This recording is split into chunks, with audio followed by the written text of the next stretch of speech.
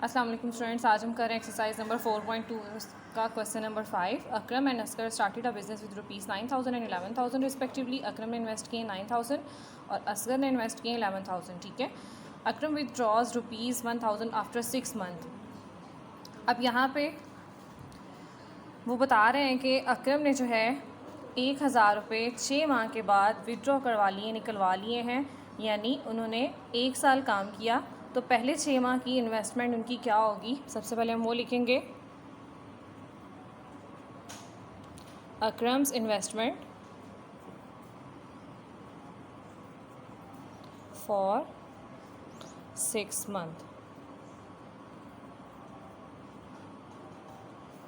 कितने पैसे उसने इन्वेस्ट किए हैं? 9,000।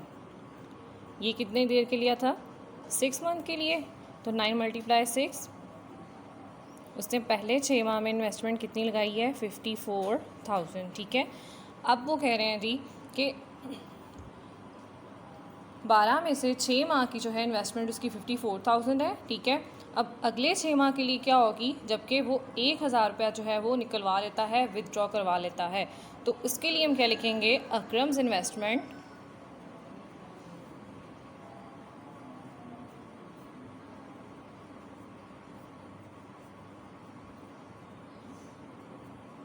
For next 6 month.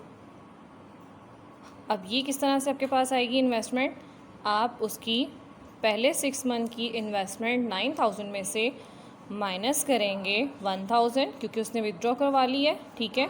और फिर 1 साल में से अगले जो 6 माह हैं आप उसकी मेंशन करेंगे। 9,000 माइनस 1,000 आपके पास आ जाएगा 8,000। अगले 6 माह की इन्वेस्टमेंट होगी 48,000 रुपीज़। अब नेक्स्ट है जी, after 2 months of his withdrawal, Asghar invested ₹1,000 more after a year. They earned a profit of ₹14,000. Find the share of each in the profit. ठीक है।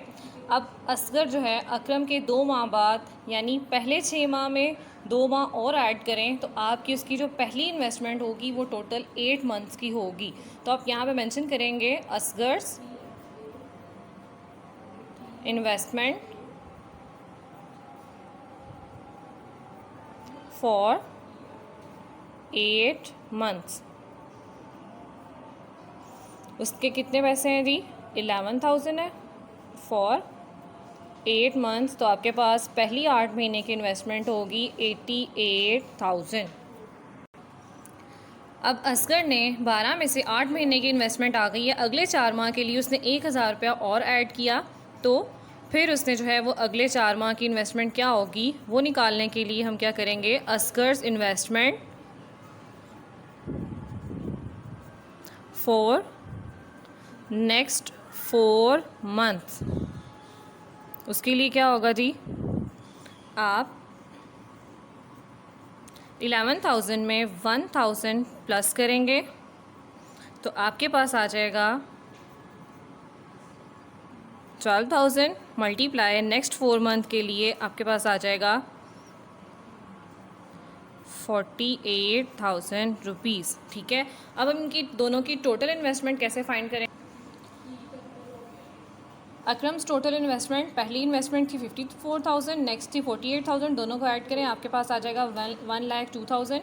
अब असगर की टोटल इन्वेस्टमेंट है 80 निकालने के लिए पहली इन्वेस्टमेंट जो है पहले 8 माह की वो थी 88,000 और अगली थी आपकी नेक्स्ट 4 मंथ की 48,000, दोनों को ऐड करें 1,36,000 आपके पास दोनों की इन्वेस्टमेंट आ जाएगी। दोनों की इन्वेस्टमेंट को सिंप्लीफाई करें, आपके पास 1,20,000 और यहाँ पे 1,36,000 है, 1,02,000 सॉरी। अब आप उसको सिंप्लीफाई करें 102 रेशो 136, इसको सिंप्लीफाई करना है। सबसे पहले इसको 2 से सिंप्लीफाई करें। 2 5 the 10, 2 1 the 2, ratio 2 3 the 2 6 the 8, 2 8 the 16, 17 का डबल पड़े 17 3 द 51, 17 4 द 68। अब आपने इसकी सम ऑफ रेशो फाइंड आउट करनी है। 3 + 4 = 7। अब इनका जो है आपके पास प्रॉफिट कितना है? प्रॉफिट है जी ₹14,000। 6000, ठीक है। अब आपने शेयर फाइंड करना है। सबसे पहले आपने अकरम शेयर आएगा, अकरम की जो इन्वेस्टमेंट थी उसको सिंप्लीफाई किया तो हमारे पास आया था 3 divided by sum of ratio 7 multiply 14,000, ठीक है। 7 1 7, 7 2 14, इसको मल्टीप्लाई करें,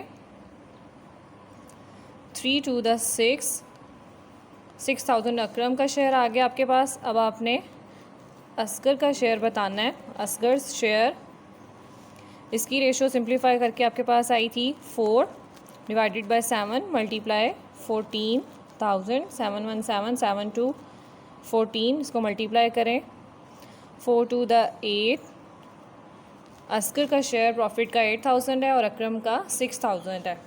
नेक्स्ट क्वेश्चन है students, 3 friends A, B and C started a firm with rupees 20,000, rupees 16,000 and 18,000 respectively. Respectively means bill तरतीब, यानी A वाले ने 20,000 रुपया लगाया, B वाले ने 16,000 और C वाले ने 18,000 रुपया इन्वेस्ट किया है।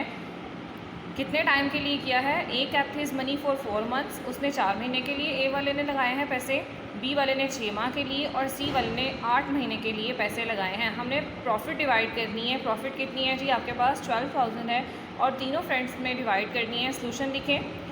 कितने फ्रेंड्स थे? A, B, C, उनके नेम क्या हैं? A, B, C। उनकी इन्वेस्टमेंट लिखें 20,000, रेशो 16,000, रेशो 18,000। अब जितने महीने के लिए उन्होंने काम किया है उससे उनकी इन्वेस्टमेंट को मल्टीप्लाई करें। 4 multiply by 20,000, 16 multiply 6,000, 18 multiply by 8,000। आपके पास अमाउंट आ जाएगी 80,000, रेशो 96,000, रेशो 1,44,000। इनको सिंप्लीफाई करें, सिंप्लीफाई करें आप। 16 के टेबल से जो है ये सिंप्लीफाई होंगे। 16 5 80, 16 6 96, 16 9 144। सिंप्लीफाई करके आप इनको ऐड करें। सम ऑफ रेशोज़ 5 + 6 + 9 = 20। प्रॉफिट थी 12,000। जैसे कि हमने पहले भी इनके शेयर्स निकाले हैं। ए का शेयर किस तरह से निकलेगा? ए की जो इन्वेस्टमेंट सिंप्लीफाई करके आपके पास आई थी 5 divided by sum of ratio 20 multiply by profit.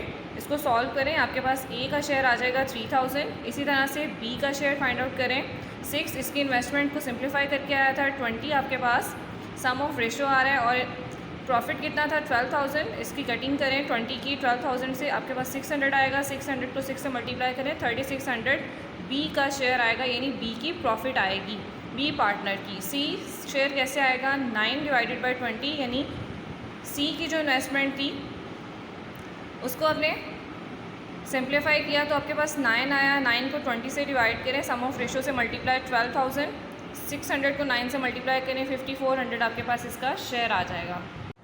Next question number 7 है, Aslam started a business with ₹35,000 after 3 months. यहाँ पे भी 3 दोस्त हैं, असलम है, अकरम है और असगर है। असलम ने जो है इन्वेस्ट किए हैं 35,000 और जैसे कि हम पहले से क्वेश्चन करते हुए आ रहे हैं और यहाँ पे भी आपके पास मौजूद है ये statement at the end of the year, यानी उन्होंने 1 साल काम किया है। तो 1 साल का मतलब 1 ईयर = 12 मंथ्स।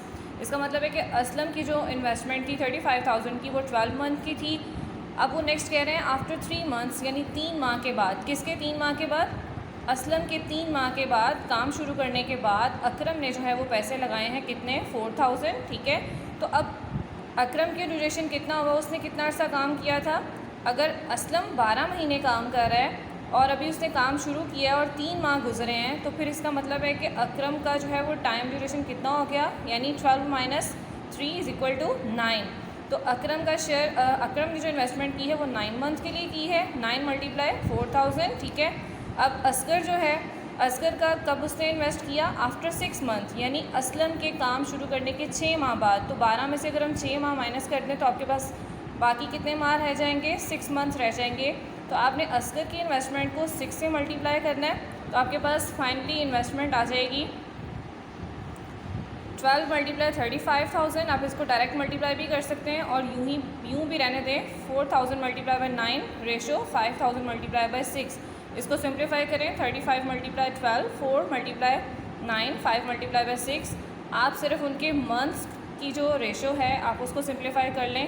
3 से सिंप्लीफाई करें, 3 × 2 = 6, 3 3 9, 3 4 12, 35 को 4 से मल्टीप्लाई करें 140, 4 को मल्टीप्लाई करें 3 से 12, 5 × 2 10। रेशो सिंप्लीफाई करें 2 7 40 0 2 6 12 2 5 10। सम ऑफ रेशोज फाइंड करें 70 + 6 + 5 = 81 और इसकी प्रॉफिट कितनी है 1620। अब हमने तीनों दोस्तों का शेयर फाइंड आउट करना है। असलम का शेयर किस तरह से आएगा, असलम की इन्वेस्टमेंट की असलम के शेयर किस तरह से फाइंड करेंगे आप। असलम की इन्वेस्टमेंट को जो सिंप्लीफाई करके आया था 70 divided by sum of ratio 81 multiply by profit, multiply करें 81 को 2 से मल्टीप्लाई करें तो आपके पास 162 आ जाएगा। 2 एज इट इज़ ऊपर आ जाएगा, 20 मल्टीप्लाई बाय 70 1400 आपके पास उसकी मनी आ जाएगी, यानी इसका प्रॉफिट आ जाएगा। यूँ ही आपने अकरम का शेयर फाइंड करना है। इन्वेस्टमेंट की सिंप्लीफिकेशन करके आपके पास जो आया था नंबर डिजिट आया था 6 divided by 81 sum of ratio multiply 1620। Simplify करें आपके पास आ जाएगा अकरम का शेयर 120, यानी उसको प्रॉफिट कितनी हुई है 120।